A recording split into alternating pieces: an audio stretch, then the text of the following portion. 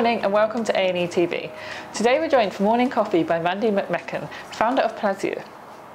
Good morning, Mandy. Good morning to you. How are you? I'm fine. Good. How are you? Thank you for joining us. Thank you for having me. And can you describe your morning routine for me? In the mornings, I have 2 double espressos just to get it started.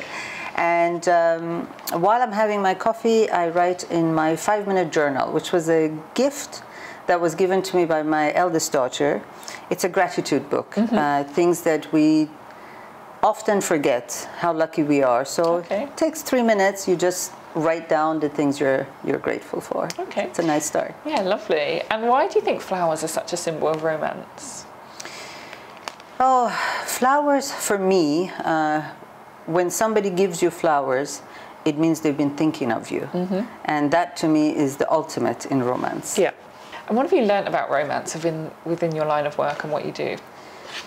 This is actually a really good question for a florist, because I find that in today's day and age, things have to be bespoke. People love to have custom made. I have clients that come in with the most expensive gifts, jewelry, a Chanel bag, an Hermes bag. But they still want to add flowers when they present it, as if the gift itself is not enough. And to me, that's romantic. Yeah. Even if it's a feather they want to give, they want us to add flowers to it. Put their own touch on it. That's romantic, to put their own touch, their own color, their own choices. Okay. And do you remember the moment that you knew you wanted to be a florist? Oh, yes. I started this in the garage of my home. Oh, wow. And it was 7 in the morning. I was working on getting an order out. By about 11, my daughter came down to the garage and said, I'm going to a party. She left. She came back around 11 at night. I was still in the same position. Still the music was playing. I was singing and doing, and she looked at me, she goes, you haven't moved. I said, that's when I knew. I'm still doing this after 12 hours and I'm happy. Okay. So that's destiny. Yeah, definitely. And what do you think is the role that flowers can play in sustainability? Sustainability, there is economic parts to it. There is environmental responsibilities to it. Environmentally, I guess in Dubai, in the UAE, it's extremely difficult to maintain it because of all the transport, all the chillers on the plane. Nothing grows here, so we have to import everything. So that's something we have to be very conscious of. Yeah. And economically, well, we have to make sure that energy saving is a huge part of this business, that we have to be very conscious of it. Okay. And is there anything that you would change in the industry? Yes.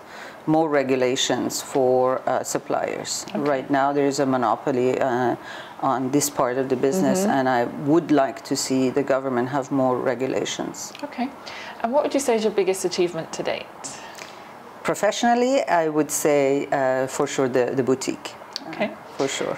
And what's been the biggest challenge for you? Oh, many challenges in the floral industry in the UAE, because we don't purchase with our eyes as you would in Europe or North America. We have to purchase with our minds. Okay. We have to think of a flower, know its name, and order it online. Wow. Then we receive it, and it's not what we asked for. The color shade is different, the quality is different. Then we have to send it back and wait another 4 days for it to come. Whereas in other parts of the world, you go at 4 in the morning, 5 in the morning to the floral market, and that is so important because it inspires you.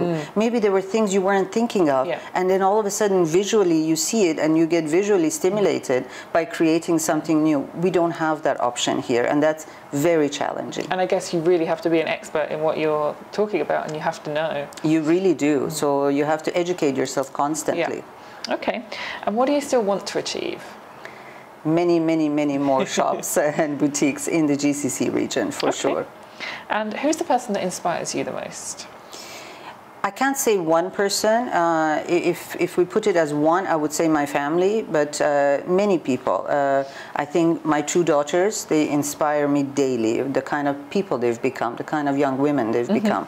I'm learning from them, which is a cliche, but it's true.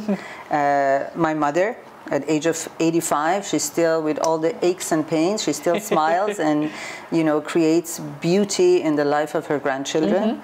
And my oldest brother, he inspires me every day. Okay.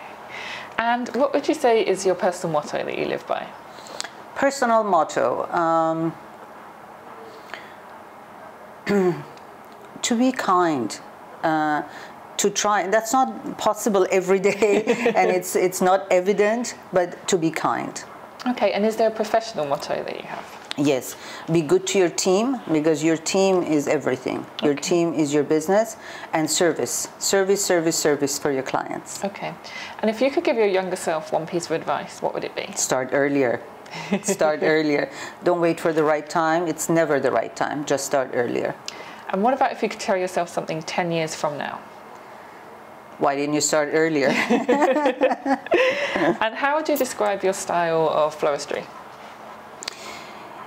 Velvet is something that's part of our culture, part of the Arab culture, the GCC culture, and it's something that I want, because velvet represents refinement and elegance.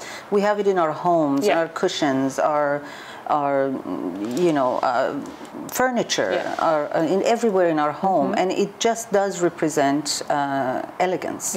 And I wanted to take a business that was already a successful business in the UAE. Floral business is extremely within the culture. It's something that's that everybody here in the UAE especially loves to do, to give, to receive. And I wanted to take that and give it a personal twist, give it a bespoke feel, make it handmade luxury velvet inside and out. The boxes can be used later as storage because they are elegant. I wanted to give it color. There are lots of box companies out there, and mainly they're black and white with cardboard. But we wanted to, this is a sunny, beautiful country, so let's give it some color. So we have a whole range of different velvet colors. And you really have a unique, definitely have a really unique look. Thank you. And what do you say no to? Oh, arrogance, entitlement, abuse of power and position, and rudeness. Okay, and are you reading a book at the moment? I am actually. It's a book that I'm actually quite enjoying it. It's written by a South Korean Princeton and Harvard educated man who took a turn in his career and has become a motivational speaker. The book is called Things You Can Only See When You Slow Down. Okay. And they're obvious. It's a compilation of different anecdotes and different things that are so obvious that we miss. Okay. And it's a good reminder. Yeah, definitely. And for our final question, can you tell me how you would like the world to remember you? Oh, I like the world to think of me as someone who made things happen. Okay, perfect. Thank you so much for joining us today. Thank you for having me. Thank you. And thank you for watching.